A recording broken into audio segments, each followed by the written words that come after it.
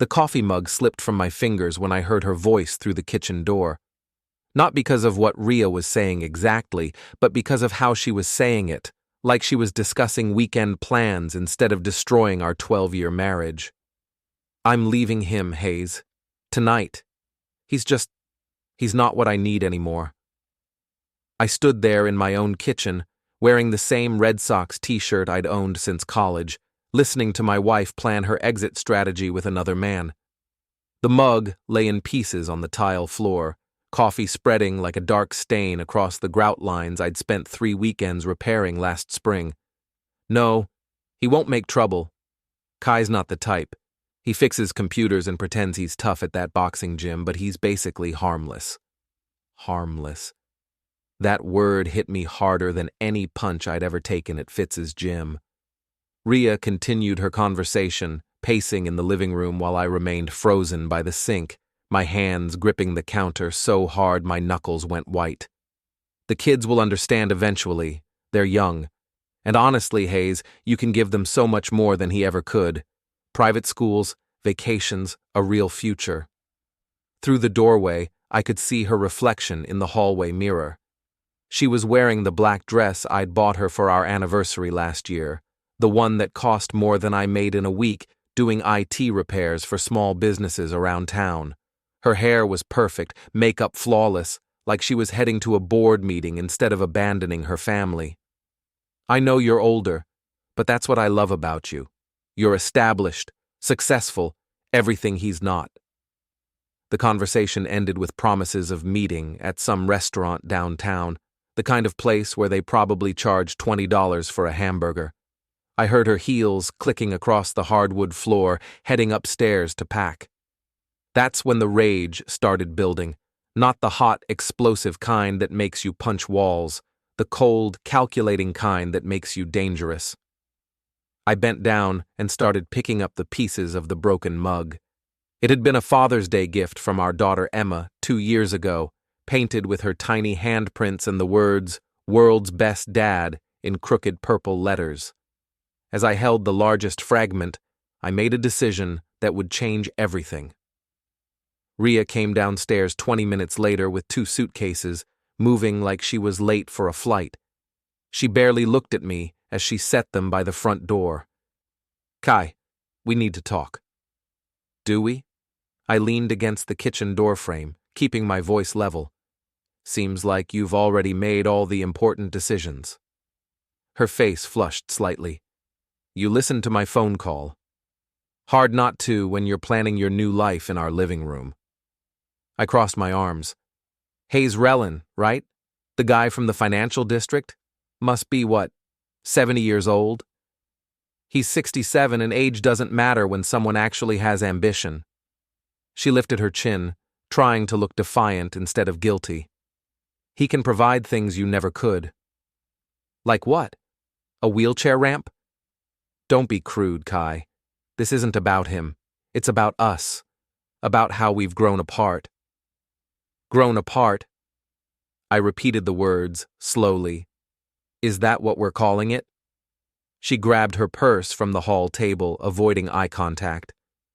"The kids are at my mother's house. I'll pick them up tomorrow and explain everything." "Will you? Going to tell them how Mommy found a sugar daddy with a bigger bank account?" "Stop it." Her voice cracked slightly. "You're making this harder than it needs to be." "For who? You?" She opened the front door, letting in the October chill. "I'll send for the rest of my things next week. We can work out the details through lawyers."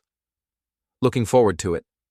Rhea paused in the doorway, maybe expecting me to beg or make some grand gesture. When I just stood there watching her, she shook her head. "You know what your problem is, Kai. You never fought for anything. Not your career, not our marriage, not even me. Maybe I'm just selective about what's worth fighting for." She left without another word, her expensive heels clicking down the front walkway toward a black sedan I didn't recognize. Through the window, I could see an elderly man in the driver's seat, silver hair perfectly styled, probably wearing a suit that cost more than my car. Hayes Rellin. I'd heard the name around town. Some hotshot hedge fund manager who owned half the waterfront properties and threw charity galas where people paid $1,000 a plate to feel good about themselves. The kind of man who probably had never changed a diaper or fixed a leaky faucet in his life. I watched the sedan disappear down Maple Street, then walked back to the kitchen and started cleaning up the coffee. But my mind was already working, processing information, making connections. Before we dive deeper into this story, I have one small request. Please subscribe, drop a like, comment, and hit that hype button to boost this channel so more people can discover these incredible Reddit stories. See, Rhea had made one crucial mistake in her little speech to her new boyfriend. She'd assumed I was harmless because I was quiet, because I fixed computers instead of managing portfolios, because I preferred solving problems with logic instead of throwing money at them. What she didn't understand was that fixing computers had taught me a lot about systems, about how everything connects to everything else, about how one small change in the right place can bring down an entire network. And Rhea Dornell, soon to be ex-Mrs. Dornell, had just given me access to the biggest system of all, her life. I pulled out my laptop and started making a list. Bank accounts, credit cards, social media passwords, email addresses.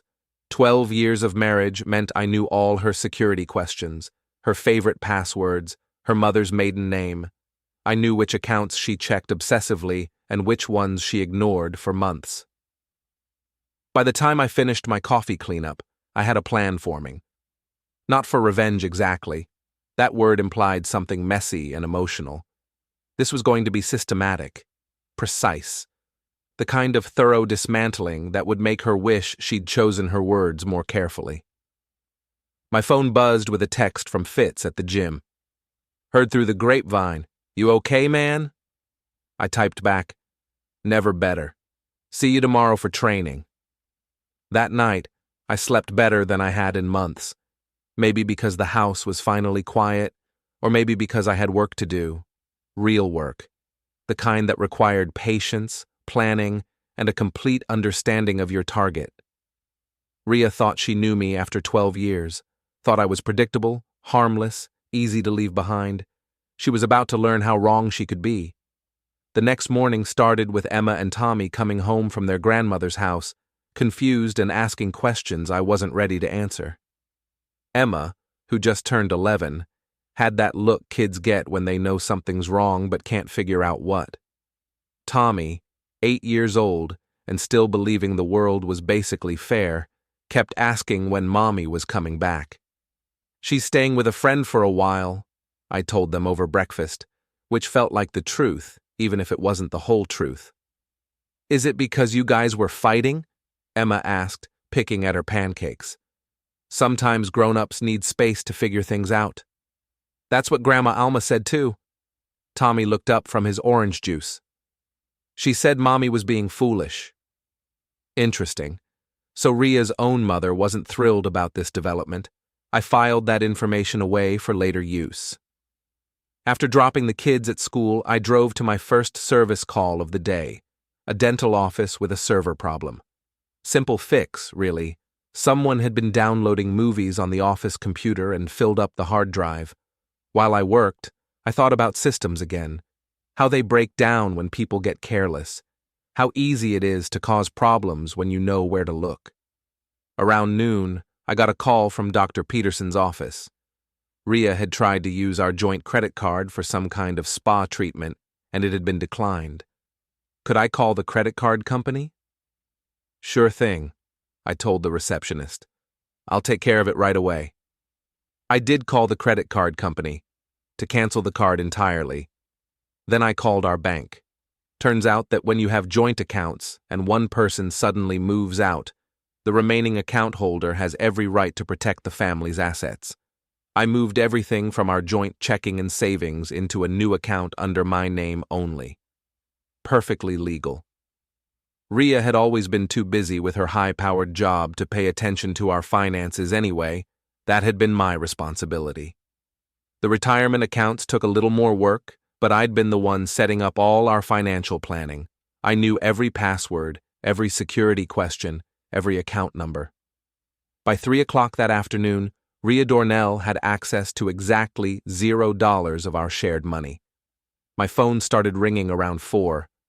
Kai, what the hell did you do? Her voice was sharp, panicked. Protected our assets, like a responsible adult. You can't just freeze me out of our accounts.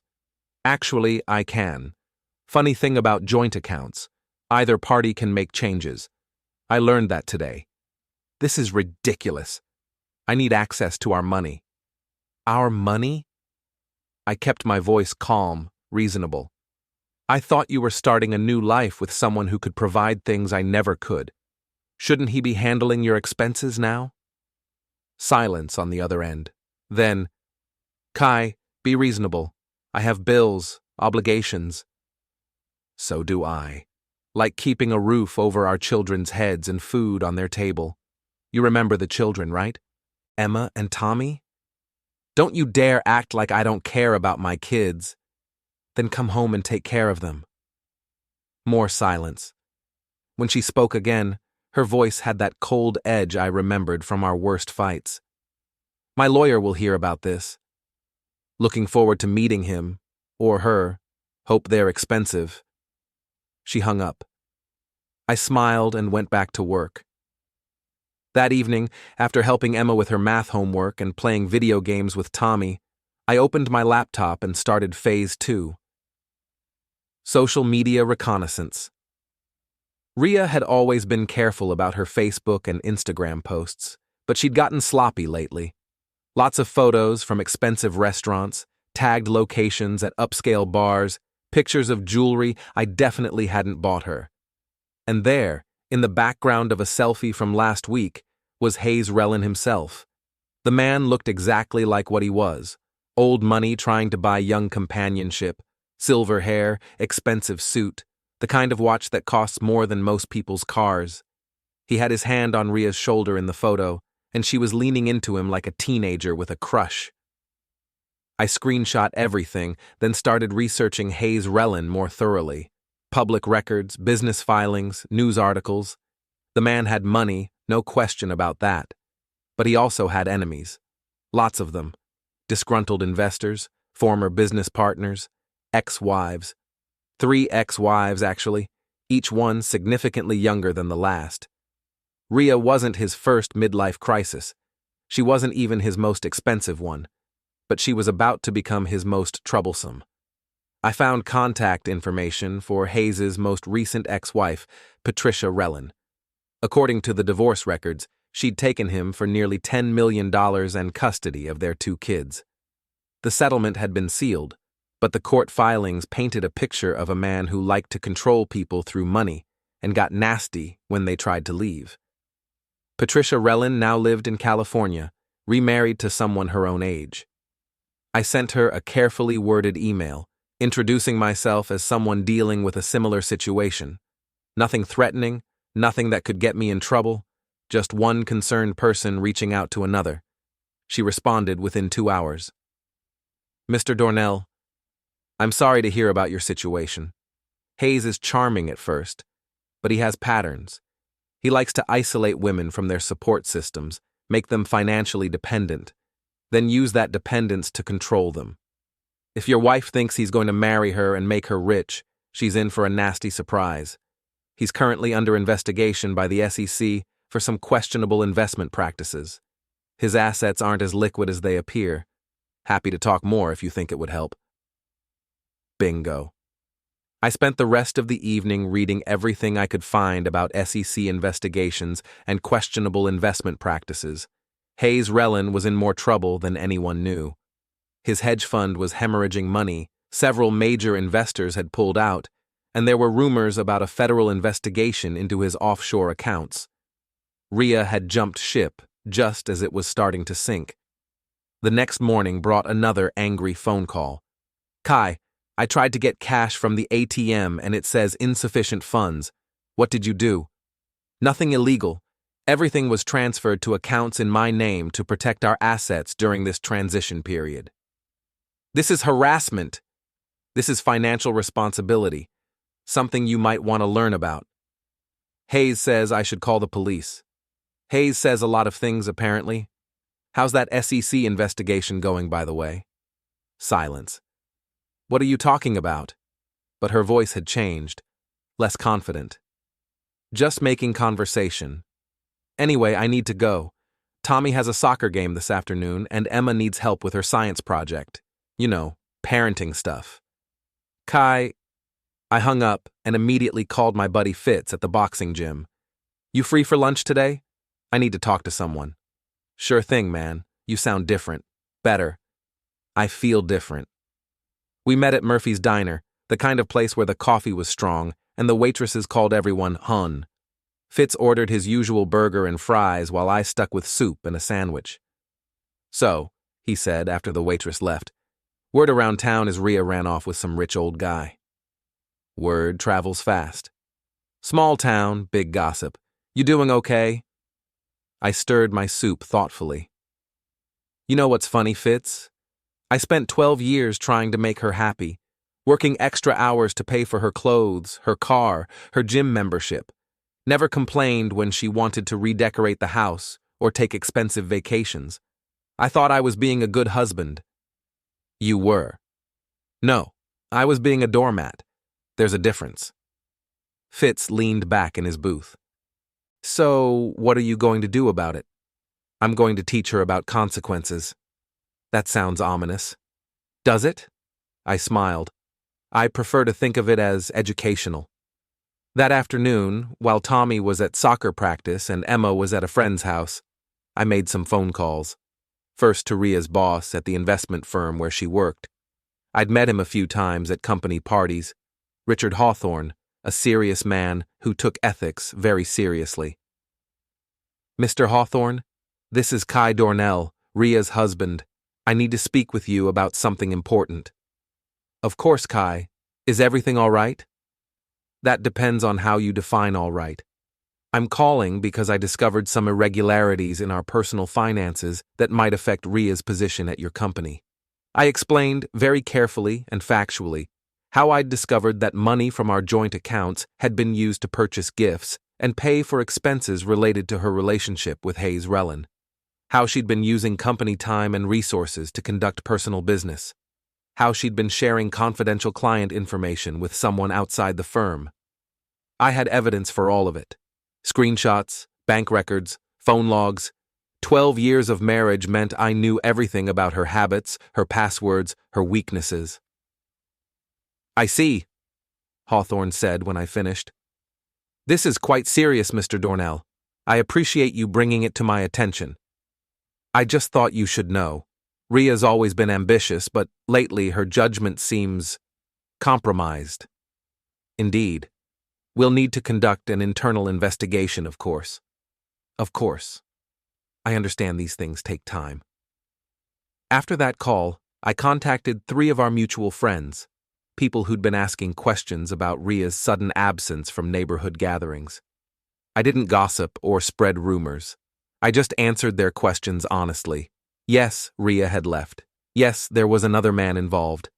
No, I didn't want to go into details, but I appreciated their concern for the children.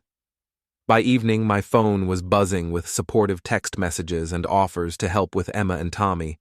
The neighborhood network was already shifting, choosing sides without me having to ask. Rhea called again around 9 o'clock, after the kids were in bed. What did you say to Richard Hawthorne? Just answered some questions about our finances. He's launching an investigation into my conduct. Do you have any idea what this could do to my career? Probably the same thing your affair is doing to our marriage. This is vindictive, Kai. It's beneath you. Is it? Or is it just me finally standing up for myself? Hayes says you're trying to destroy me. Hayes says a lot of things. How are those frozen assets treating him, by the way? Another long pause. What do you want? I want you to understand that actions have consequences. I want you to realize that the quiet guy you married isn't as harmless as you thought. And I want you to remember this conversation the next time you're tempted to underestimate someone. Kai, good night, Rhea. Give my regards to Hayes. I hung up and poured myself a glass of wine, a bottle Rhea had been saving for a special occasion. Tonight felt special enough. Tomorrow I'd start phase 3. The morning brought unexpected visitors. Rhea's mother, Alma Jorvan, stood on my front porch at 7:30 a.m., holding a casserole dish and wearing the disapproving expression I'd grown accustomed to over the years. "Kai, we need to talk." I let her in, mostly because Emma and Tommy were still getting ready for school, and I didn't want them overhearing whatever Alma had come to say. "Coffee?" I offered, leading her to the kitchen. "This isn't a social call." She set the casserole on the counter with more force than necessary. "I want to know what you're planning." "Planning? Don't play games with me." Rhea called last night, crying about frozen bank accounts and investigations at work. She says you're trying to ruin her life. I poured myself coffee, taking my time. "Alma, your daughter abandoned her family to move in with a man older than you are. She cleaned out our accounts to buy herself jewelry and expensive dinners while I'm here trying to explain to Emma and Tommy why Mommy isn't coming home. If her life is getting ruined, she's doing a fine job of it herself." Alma's expression softened slightly. "The children. How are they handling this?" "About as well as you'd expect. Emma cried herself to sleep last night. Tommy keeps asking when Mommy's coming back. This is a mess." She sat down heavily at the kitchen table. "I raised her better than this." "Did you?" She looked up sharply. "What's that supposed to mean?" Rhea grew up thinking she deserved better than whatever she had. Better clothes, better house, better husband. You never told her she was wrong. I wanted her to have ambition. There's a difference between ambition and entitlement, Alma. We sat in silence for a moment. Then Alma leaned forward. "What are you going to do, Kai?" "Really?" I studied her face, looking for clues about whose side she was really on. "I'm going to make sure she understands what she's given up. And I'm going to protect my children from the fallout." "And Hayes Rellin? What about him?" "Rhea thinks she's in love with him." "Rhea thinks a lot of things, doesn't make them true." Alma nodded slowly. "He's not going to marry her, you know. Men like that don't marry women like Rhea. They just use them." "I know. She'll figure it out eventually. When she does, she'll want to come home." I met her eyes directly. "Will she? Because from where I'm sitting, it looks like she's made her choice pretty clear. People make mistakes, Kai. And people live with consequences." After Alma left and the kids were at school, I drove to Fitz's gym for my usual workout. The place was a throwback to an earlier era. Heavy bags, speed bags, a ring in the center where local fighters trained for amateur competitions. It smelled like sweat and leather and honest work. Fitz was working with a young kid on footwork when I arrived. I changed into my workout clothes and started hitting the heavy bag, working out the tension that had been building since yesterday. "You're hitting harder than usual," Fitz observed after the kid left. "Stress relief?" "Want to talk about it?"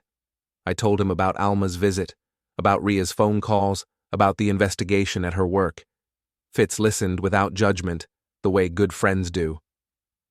"Sounds like you're winning," he said when I finished. "It's not about winning. It's about justice." "Same thing sometimes." "Maybe." Fitz wrapped his hands and started working the speed bag. "You know what you need? A night out. When's the last time you did something just for yourself?" "I can't. The kids need to see their dad living his life, not just surviving it. Get a babysitter. Come out with me Friday night. There's a charity thing at the yacht club, some fundraiser for the children's hospital."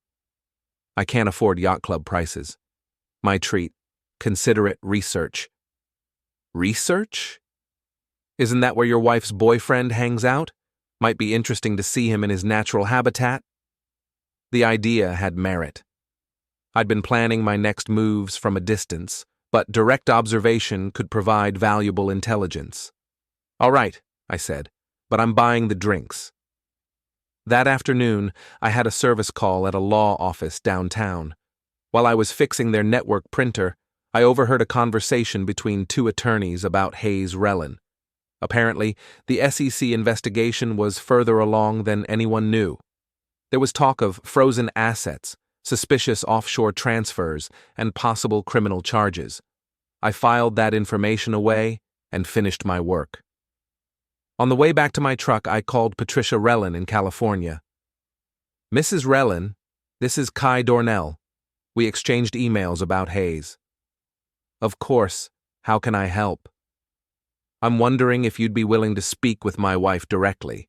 She seems to think Hayes is going to provide her with some kind of fairy tale life." Patricia laughed, but there was no humor in it. "Oh, honey, he promised me the same thing. Right up until the day he tried to have me declared mentally incompetent so he could contest our divorce settlement. Would you be willing to tell her that?" "Absolutely, but she probably won't listen. Women in Hayes's orbit never do, at least not at first. He's very good at making them feel special, chosen. It's only later they realize they're just the latest in a long line of temporary replacements." "How long does it usually take for reality to set in?" "Depends on the woman. With me, it was about 6 months. But I was older, more experienced. Your wife is what, mid-30s? 36. Could be longer then. He'll keep her interested as long as she's useful to him." "Useful how?" "Information, mostly. Hayes likes to know things about people, especially people with money or influence." "What does your wife do for work?" "Investment firm. She has access to client information, market research, that sort of thing." "There you go. He's not just buying himself a trophy girlfriend, he's buying himself inside information." After that conversation, I had a much clearer picture of what was happening. Rhea wasn't just having an affair, she was being used. The question was whether she knew it or not. My phone buzzed with a text message. "Kai, we need to meet. There are things we need to discuss about the children." "Rhea," I typed back. "My house, tonight after they're asleep, 9 p.m. She arrived exactly on time, looking nervous and overdressed for a conversation with her estranged husband. The black dress had been replaced by something cream-colored and expensive, and she was wearing jewelry I'd never seen before. "Nice necklace," I said, letting her into the living room. "Thank you." She touched it self-consciously. "Gift from Hayes? That's not why I'm here." "Isn't it? Everything's about Hayes now, Rhea. Your clothes, your schedule, your sudden concern about our children's welfare." She sat on the edge of the couch, not relaxing. "I want to arrange regular visitation. Weekends, maybe some evenings." "Where? Hayes's penthouse?" "We could meet at neutral locations. Or you could come home." "Kai, we've been through this." "Have we? Because I don't remember having a real conversation about our marriage ending. I remember overhearing you plan your escape, but that's different." She looked around the living room, taking in the family photos, the kids' artwork on the refrigerator, the comfortable mess of a house where people actually lived. "Do you miss it?" I asked. "Miss what?" "This. Being part of something real instead of being someone's expensive hobby." "That's not fair." "Isn't it? What do you and Hayes talk about when you're not in bed? Your hopes and dreams? Your children? Or does he just like having someone young and pretty to show off at business dinners?" "You don't understand him." "I understand him perfectly. He's a predator who targets vulnerable women going through difficult transitions. You're not special to him, Rhea. You're convenient." Her face flushed. "He cares about me." "Does he? How's he handling the SEC investigation? Still feeling romantic when federal agents are asking questions about his business practices?" The color drained from her face. "How do you know about that?" "I make it my business to know things that might affect my children's welfare. If their mother is involved with someone under federal investigation, that's relevant information." "Hayes isn't under investigation. There are just some questions about offshore accounts and suspicious transfers." "I know. The question is, do you?" She stood up abruptly. "I should go." "Should you? Or do you want to stay and have an actual conversation about what you're doing to our family?" "There's nothing to discuss. I've made my decision." "Have you?" "Because from where I'm sitting, It looks like Hayes made your decision for you. She headed for the door, then turned back. The children. I want to see them this weekend. They want to see you too, but not at his place, and not while you're pretending to be someone you're not. What's that supposed to mean? It means if you want to be their mother, act like their mother, not like Hayes Rellin's latest acquisition. She left without another word, but I could see the doubt creeping in around the edges of her confidence. Good. Doubt was the first step toward clarity. I poured myself another glass of wine and started planning the next phase. Friday night at the yacht club was going to be very interesting. Friday night came with unseasonable warmth for October, the kind of evening that made you forget winter was coming. I picked up Fitz at his apartment and drove toward the waterfront, where the yacht club sat like a monument to money and privilege. You clean up nice, Fitz said, adjusting his tie. Haven't seen you in a suit since your wedding. Let's hope tonight goes better than that did. The charity event was already in full swing when we arrived. The main dining room had been transformed into an elegant fundraising venue, complete with silent auction tables and a small orchestra. The crowd was exactly what I'd expected: older money, younger wives, and the kind of artificial atmosphere that comes with open bars and tax-deductible donations. There, Fitz nodded toward the far end of the room. Your target. Hayes Rellin stood near the windows overlooking the harbor, holding court with a small group of admirers.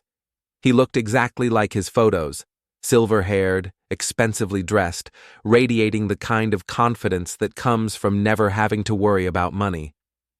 Rhea stood beside him, playing the part of the devoted companion.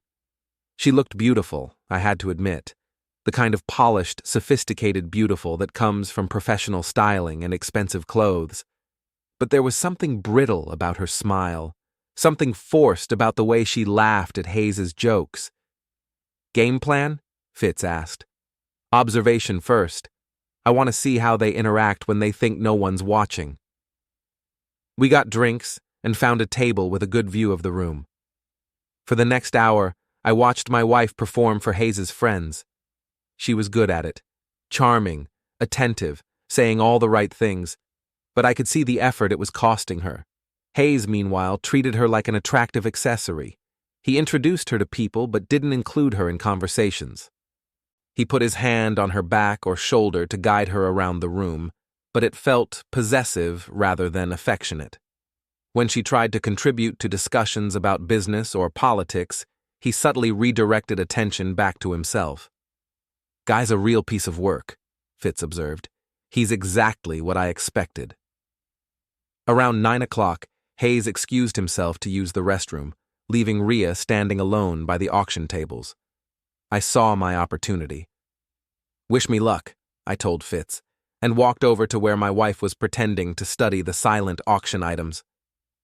See anything interesting? I asked. She turned, startled. Kai, what are you doing here? Supporting local charity, same as you, I assume. She glanced around nervously, probably looking for Hayes. You shouldn't be here. Why not? It's a public event. I bought a ticket. Hayes won't like it. I'm not here to see Hayes. I'm here to see you. She looked different up close, thinner than I remembered, and there were shadows under her eyes that makeup couldn't quite hide. You look tired, I said. I'm fine. Are you? Because you look like someone who's not sleeping well. Kai, please, not here. Where then? You won't come home. You won't have a real conversation about what you're doing to our family.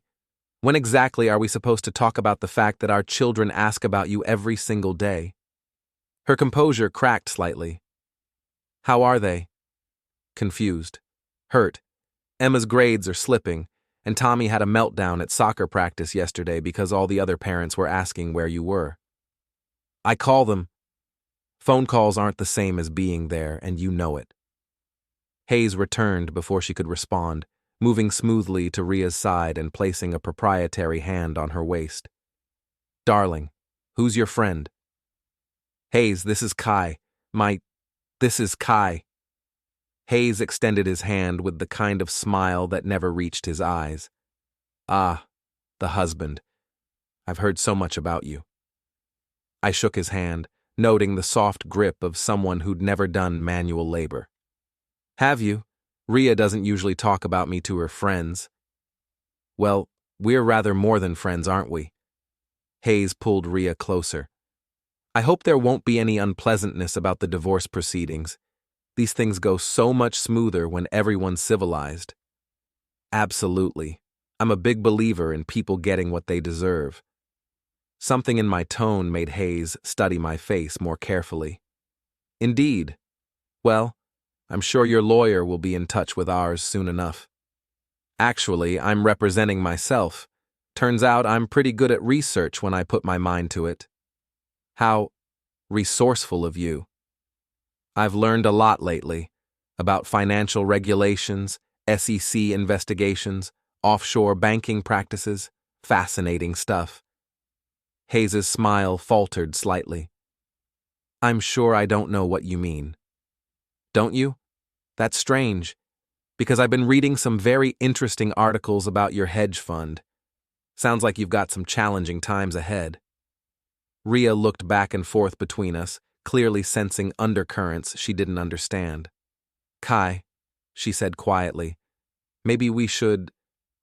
Should what? Talk honestly for once? I turned back to Hayes. Tell me, Mr. Rellin, what exactly are your intentions toward my wife? Because from where I'm standing, it looks like you're using her to gather information about her clients at the investment firm. That's a serious accusation.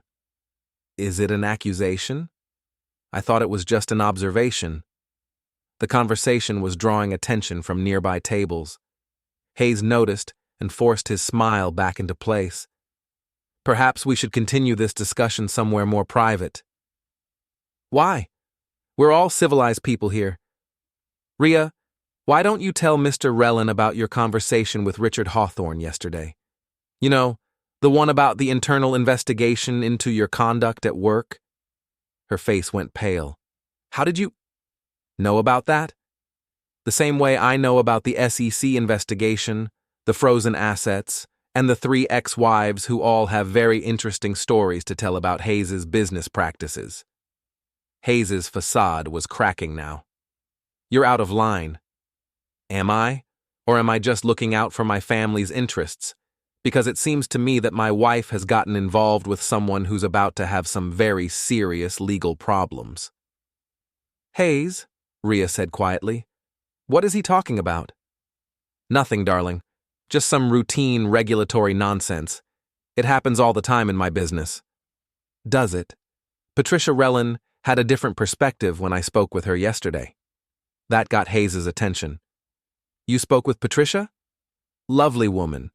Very helpful. She had quite a lot to say about your methods for controlling women through financial manipulation. Hayes stepped closer, his voice dropping to a threatening whisper. You're playing a dangerous game. Am I? Because from where I'm standing, you're the one with federal investigators asking questions about your business practices. I'm just a guy who fixes computers and loves his children. Hayes, Rhea said again, more urgently. What investigation? What frozen assets? It's nothing. It's everything, I interrupted. Your boyfriend is broke, Rhea. Worse than broke. He's under federal investigation for fraud. All that money he's been spending on you, it belongs to his investors, and they want it back. The color had completely drained from her face now. Is that true? Hayes grabbed her arm. We're leaving. Are you? I asked, because I think Rhea deserves to know what she's gotten herself into. Kai, stop, she whispered, but she was looking at Hayes with new eyes. Why should I stop? You wanted a man who could provide things I never could. Well, congratulations. You found someone who can provide federal criminal charges and financial ruin. That's definitely something I never offered. Hayes was pulling Rhea toward the exit now, but she was resisting. Wait, she said. I want to hear this. There's nothing to hear, Hayes snapped. He's just trying to cause trouble. Is he? Then why won't you look at me? The scene was drawing stares from the other guests now. I could see people whispering, pointing, pulling out their phones to record the drama. "Rhea," I said quietly, "come home. Whatever you think you have with him, it's not real. It never was." She looked at me, then at Hayes, then back at me. For a moment, I thought she might actually listen. Then Hayes played his last card. "Darling, he's just jealous. Can't you see that? He's trying to destroy what we have because he can't stand that you chose someone better." The spell broke. Rhea's face hardened, and she stepped closer to Hayes. "You're pathetic, Kai. Coming here, making a scene, embarrassing yourself in front of all these people. This is exactly why I left you." "Is it? Or did you leave because Hayes promised you things he can't deliver?" "We're done here." She took Hayes's arm. "Come on, let's go." They left together, but not before I saw the doubt in her eyes. The seed was planted. Fitz appeared at my elbow. Well, that was entertaining. Was it enough? "Oh, that was just the opening act. Look around." I did. Every person in that room was staring at us, whispering, recording. By tomorrow, the story would be all over town. Rhea's affair, Hayes's legal troubles, the confrontation at the charity event. It would all be public knowledge. "Phase 4 complete?" Fitz asked. "Phase 4 complete." We finished our drinks and left, but I knew the real show was just beginning. By the time Rhea woke up tomorrow morning, her carefully constructed new life would be the subject of gossip from the yacht club to the grocery store. And Hayes Rellin would be facing questions he couldn't answer and problems he couldn't buy his way out of. The endgame was approaching. The phone started ringing at 6 a.m. Saturday morning. First call was from Alma, Rhea's mother. "Kai, what happened last night? Rhea came by here crying, saying you humiliated her in front of everyone." I told the truth. Sometimes that feels like humiliation when you've been living a lie. "She says Hayes is innocent, that you're making things up to hurt them." "She can say whatever she wants, Alma. The federal investigators probably have a different opinion." The second call came an hour later from Richard Hawthorne at Rhea's firm. "Mr. Dornell, I need to speak with you about last night's incident." "What about it?" "Several of our clients were at that charity event. They're asking questions about Rhea's relationship with Hayes Rellin and whether it represents a conflict of interest for our firm." "Does it?" "That's what we're trying to determine. I need to know exactly what you told people about Mr. Rellin's legal situation." "Just what's already public record. SEC investigations aren't classified information." "Nevertheless, this puts us in a difficult position." "I understand. Rhea's put a lot of people in difficult positions lately." The third call was the one I'd been waiting for. "Kai, we need to talk, now." Rhea's voice was tight with controlled panic. "About what?" "About Hayes. About what you said last night. About everything." "I'm listening. Not over the phone. Meet me somewhere." "Where?" "The coffee shop on Elm Street. 1 hour." I dropped Emma and Tommy at Alma's house, telling them I had some errands to run. Emma gave me a hug that lasted longer than usual. "Dad, is Mom coming home soon?" "I don't know, sweetheart. But whatever happens, you and Tommy are my priority. Always." The coffee shop was nearly empty when I arrived. Rhea was already there, sitting in a corner booth, looking like she hadn't slept. The expensive clothes were gone, replaced by jeans and a sweater I recognized from our closet at home. "You look more like yourself," I said, sliding into the seat across from her. "Hayes is gone." "Gone where?" "I don't know. When I woke up this morning, he was packing.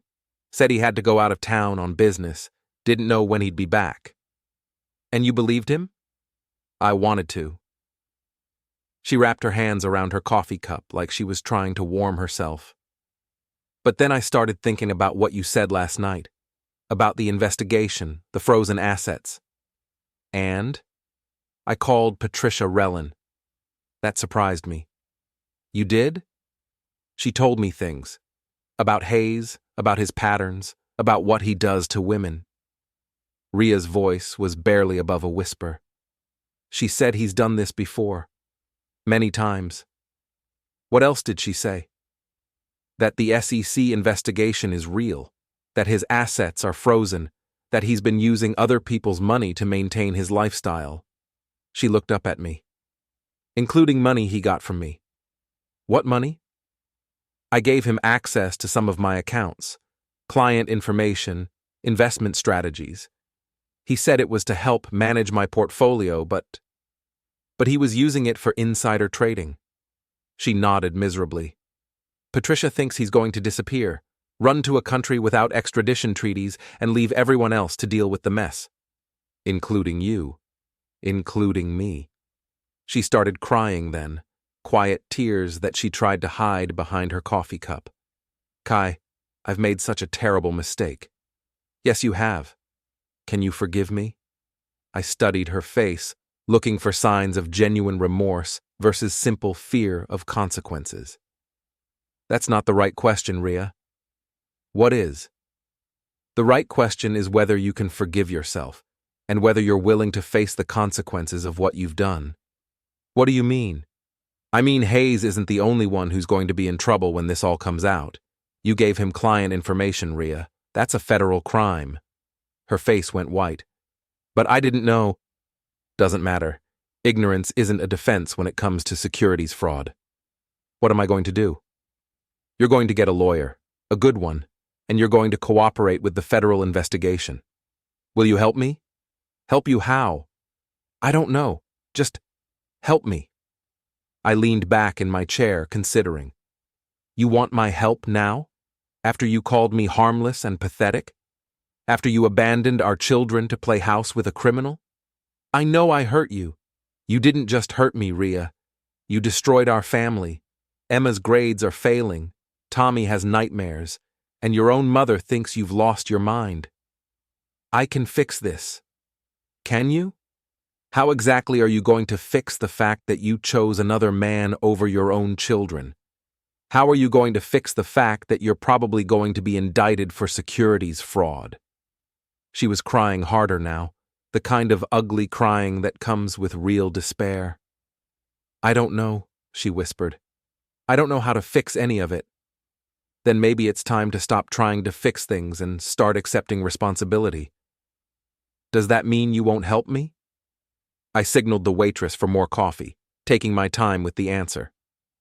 I'll help you with one thing, I finally said. I'll help you be honest with our children about what you've done and why you did it. That's all? That's everything, Rhea. Those kids deserve the truth, not more lies and excuses. We sat in silence for several minutes. Then Rhea asked the question I'd been expecting. Can I come home? To visit the children? Yes. To stay? That's not my decision to make. Whose decision is it? Emma's and Tommy's. They're the ones you abandoned. If you want their forgiveness, you're going to have to earn it. And you? Is there any chance you could ever forgive me? I looked at this woman I'd been married to for 12 years, this stranger who'd chosen money and status over love and family. I already have forgiven you, Rhea. That's not the problem. Then what is? The problem is that forgiveness doesn't mean forgetting. It doesn't mean pretending this never happened. And it doesn't mean going back to the way things were. So what does it mean? It means I hope you figure out how to live with yourself. And I hope our children can eventually understand why their mother made the choices she made. My phone buzzed with a text message from Fitz. Turn on Channel 7 News, now. I pulled up the news app on my phone and found the story immediately.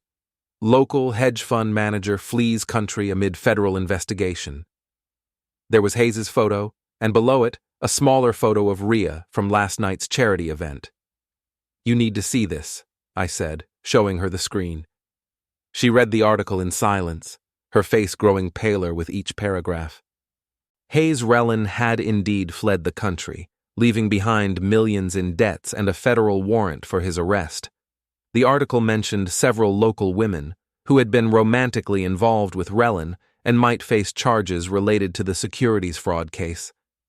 They're going to arrest me, she whispered. Maybe. Probably. But if you cooperate, if you tell the truth about what happened, you might avoid the worst of it. I need a lawyer. Yes, you do.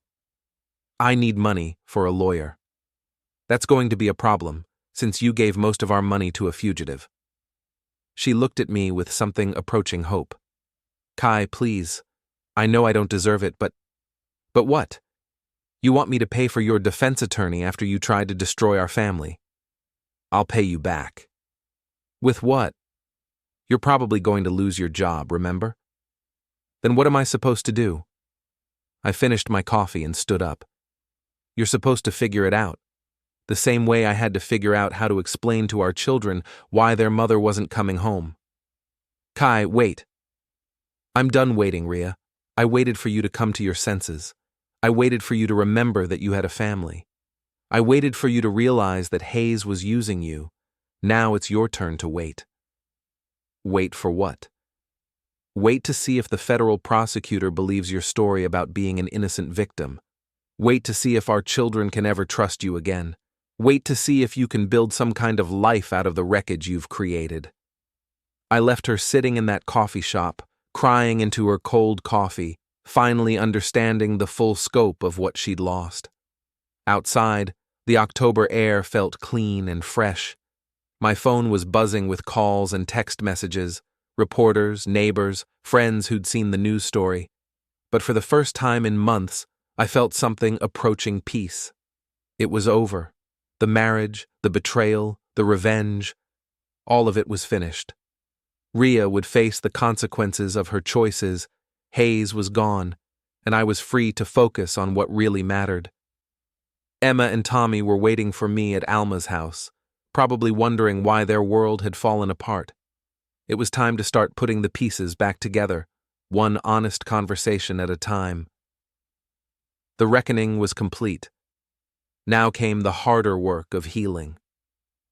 As I drove toward Alma's house, I passed the yacht club where everything had started to unravel just 24 hours ago. The parking lot was nearly empty now, the scene of last night's drama reduced to just another expensive building by the water. My phone rang one more time. Rhea's number. I let it go to voicemail. Whatever she had to say now, it was too late. The time for words had passed. Now there were only consequences, and the long, difficult work of learning to live with them. I pulled into Alma's driveway and turned off the engine. Through the front window, I could see Emma and Tommy playing in the living room, temporarily safe from the adult world of betrayal and broken promises. Time to go be their father. It was the only job that had ever really mattered.